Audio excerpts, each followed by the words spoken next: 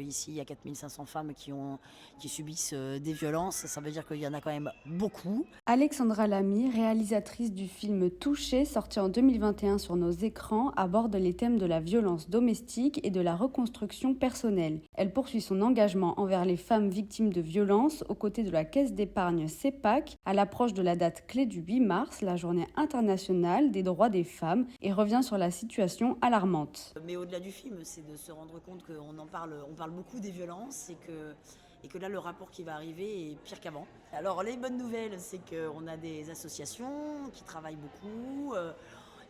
Maintenant, il y a la police, la gendarmerie, il y en a quand même quelques-uns qui sont formés. Mais il y a encore un gros boulot, quoi.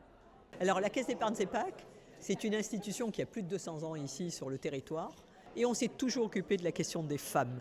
On a permis aux femmes d'ouvrir un compte bancaire 84 ans avant que la loi française ne le permette sans l'autorisation de leur mari. Et avec ces compteurs qui tournent, j'avais envie de pouvoir embarquer l'entreprise pour dire il faut qu'on arrive à faire quelque chose. Il faut qu'on arrive à prendre notre part. Il faut qu'on arrive à mettre en place des actions.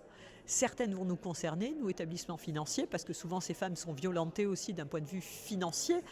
Donc on va leur permettre d'avoir un compte de manière cachée, sans frais, une carte sans frais, sans rien. On va leur permettre d'accéder à de l'argent sans frais, avec des taux zéro, etc. pour les aider au démarrage. On va travailler sur beaucoup de choses.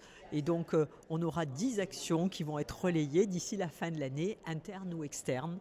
Au-delà de l'aspect financier, il existe d'autres solutions pour accompagner au quotidien les femmes victimes de violences. Donc il y a une application qui s'appelle Appel, dont je suis la marraine, A2P-E2LES. C'est une application qui est la première application de sécurité pour les femmes. Elle est dans la France entière, même dans le monde entier. Elle a gagné je ne sais pas combien de prix parce qu'elle est super, elle est gratuite évidemment.